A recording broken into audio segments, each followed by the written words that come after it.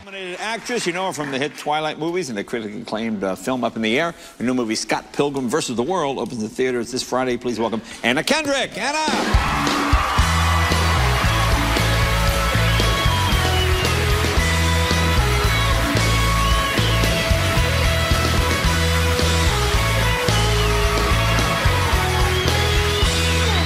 Hey, thanks for coming. It's nice to see you again. Oh, thanks. My pleasure. And the last time I saw you, it hadn't happened. You got an Oscar nomination, so congratulations on that. Thank you very much. Thank you. Was that your first time going to the Oscars? Oh, yeah. Okay. Oh, yeah, yeah. I brought my mom. Okay. Oh, that's it was cool. really sweet. She's so proud of me. It was so nice. Oh, yeah, that's pretty neat. That's pretty neat. So Mom, was she nervous for the whole thing? How was she? Okay? No, she was doing better than I was, really, which was why it was great to have her there. Everybody's really nice. When you say, like, even if it's like Charlize Theron or like Penelope Cruz, somebody you wouldn't normally talk to, when you introduce your mom, everybody's really nice to you. Yeah, that's the thing, that mom thing. And that's really why I brought her. So you brought her more as a tool to open doors. Yeah, I think that, that's the real Hollywood. She had to be good for something. Yeah. Now, I'm kidding. Did you do the whole after, I mean, the parties they go all through the night. Did Mom hang the whole night? Mom hung out for a while, but, I went to that Madonna party. Oh. I didn't bring my mom to the Madonna party because I was I was afraid of being at the Madonna party. That was crazy. And like Madonna was sort of sitting in a corner, and you feel like you should go and like shake her hand because she's throwing this amazing party. And she got up and she like pulled me in and kissed me on one cheek and then kissed me on the other cheek, and you feel like you've really overstepped a boundary because it's Madonna and you feel like a security guard is going to tackle you. Right. You're not allowed to be that close to Madonna. Right. So that was cool. Did you dance at the party? Was that was that kind of party? Yeah. I danced. See, you're better than I could never dance. Yeah, no, my feet were pretty tired. Well, but then Madonna's dancers are there, and like I think maybe like Katy Perry's dancers or something. So you dance for about 5 minutes, and then you realize how stupid you look. That's what I mean. They're all doing this, right? And you're no, they're not even doing that. They haven't done that. You're like, oh my God, my feet really hurt. I'm just gonna sit down. So were there other celebrities? I mean, was it just? Oh yeah, I mean, it was like there were tons of celebrities actually. Well, I saw Adrian Brody kind of recently, and I like introduced myself, and he was like, "No, we've met actually." And I was like, "I'm pretty sure I would remember if I met Adrian Brody." Like, no, I think you're wrong. But he was like, "No, we met at the Madonna party," and it was just like, oh my God, that whole thing was just like some kind of acid-induced fever dream. Like, I couldn't have I was like, that happened? Yeah, you were real? I really met you and like all these other people? I see why I left Mom at home for the Madonna party, for the acid-infused party. Wow. Now, you got a Tony nomination at what? You were like one of the youngest people ever, right? I guess so, like at age 12? I was 12, yeah. Okay, so, that's very good, that's very good. So, I mean, how did you find out? Were you on the school bus? I mean, how did you find out? No, that's so weird though. I was coming back from doing the Today Show to promote the show, and we were on a bus actually, and I had been on a See, they all laughed. See. And I had been on a Greyhound bus from New York to my hometown when I found out that I got the job in the first place. So for a while I thought like buses were my lucky charm or something. If my career starts going down the toilet, I need to spend more time on buses. Now, you grew up in Maine. I guess I would do anyway if my career went down the toilet. Well, but you're from Maine, right? Yeah. Okay, now you get nominated for a Tony, you're on a Broadway show, and on a Greyhound bus, back to Maine, and you're 12. Were there drifters on the bus? Hey, kid. No, my older brother was with me. Oh, okay. I mean, we didn't look very tough, but we thought we were pretty tough. 28-hour bus ride? It's like 7 hours, maybe. It's the worst sound when I was broke. Every 50 feet, the bus would stop. I hate that noise. You're very good at making that noise. Well, because it's in my head. I can't get rid of it. It drove me crazy. So what are the other kids at school? Okay, your bus pulls in 4 days later, whatever it is. Okay.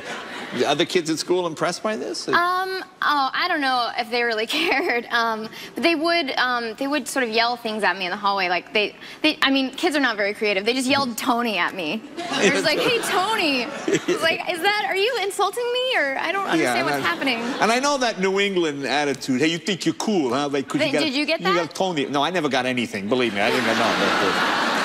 I was your parents' age. I was Madonna's age before I got anything. But I mean, just I know, just growing up in New England, if you know anything makes you a little different right away. Is yeah. So are you a big star? You a star now? You got a Tony? You know, yeah, like, I don't know if kids thought. Yeah. I mean, did you ever have like a regular job?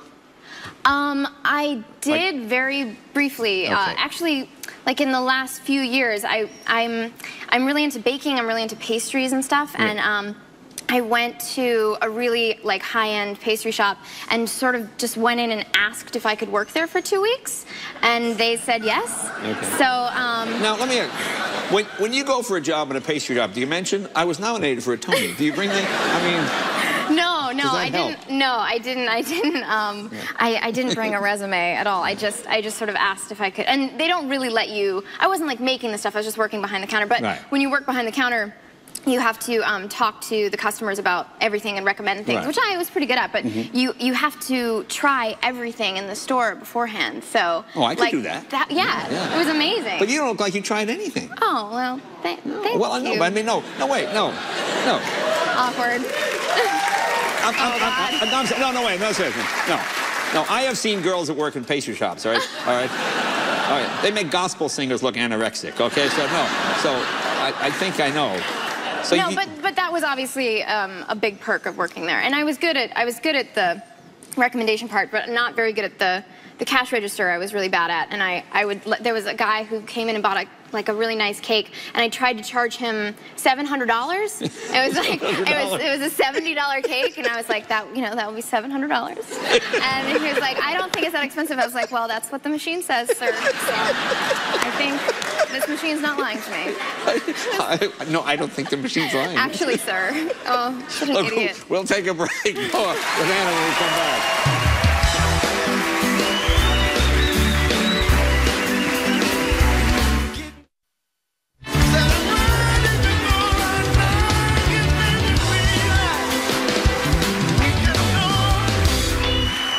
Talking with Anna Kendrick. Scott Pilgrim is the new film. Hey, you had a birthday. Happy birthday to you. Was it yesterday? Yesterday. Yesterday, very good. You have a big party, big blowout? No, I was working yesterday. I was in Chicago doing some press, and I was on a flight back to do the show, and I was actually on American Airlines, and Up in the Air was basically like a love letter to American Airlines. Right. So first of all, I'm on American Airlines, and it's my birthday, and I happened to be on the cover of the in-flight magazine. And so I was thinking like, oh no, like this is gonna be embarrassing. They're gonna say something, they're gonna make some announcement and say it's my birthday, it's gonna be embarrassing. And then like the flight just kept going and going, and by the end of it, I was like reading the magazine like, who's this girl? That's so crazy. What? Oh my God, who's that? That's me, that's nuts. Nobody said anything. Nobody picked it up. No. Yeah, that'll happen, I'm just so desperate. Yeah, that's what it is. I think that happened. Now tell us about Scott Pilgrim versus the World. This is an interesting film, a fascinating movie. It's amazing. Yeah. I honestly, I can't say enough about this film. I think it's so incredible. It's just so fast and so funny, and like, keeps you on your toes, keeps 10 steps ahead of you. I'm really proud to be a part of it. Now you promoted this where? You went down to Comic-Con, right? Yeah. I'd been to Comic-Con once, but I'd never really been able to have like the Comic-Con experience and go on. And what is the Comic-Con experience? Well, like exactly? Go on the convention center floor and like just kind of interact and see all the displays and stuff. And I was sort of told, if you're an actor, like if you're on a TV show, if you're anybody, you're supposed to like wear a mask because the crowds can be a little like mob mentality. So. And they are in costume too. A lot of people dress up as superheroes. So it's completely normal. Right. So I wore actually a Kato mask, like from the Green Hornet, which is just kind of like one of these guys. Right. And I was shocked at the fact that like nobody recognized me. All of a sudden, you feel like the Clark Kent thing and the like in masquerade balls in movies, like where you feel like, come on, you recognize each other. Or it could have been all the people on the American Airlines flight. They might have just come out. They might have just maybe they're going to Comic-Con and it's like, oh, don't say anything. It's okay. So you got your mask on. Yeah. So and for like 20 minutes, nobody said anything. And I was like, oh my God, I'm like invisible with just this mask on. And then but then eventually, like somebody in the crowd gets up the courage to go, Anna. And like you turn, and then you just have to kind of run for it. Right, then you've given yourself up. Right, so right. You have to scurry through the crowd. Did you have your copy of the magazine too as you were walking around? Oh no, someone recognized me. Yeah. Now set up the clip. I'm trying to think of what a film the equivalent might be for kids. Now maybe Fast Times at Ridgemont High.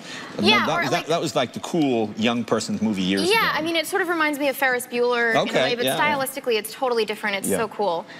This is me yelling at my brother, Michael Cera. Right, and it's a very fast, it's very quick. You have to pay attention to follow this movie. Yeah. Take a look, here we go. Scott Pilgrim vs. the World, it opens on Friday. Be right back with Eli Roth right after this. Anna, thank you very much.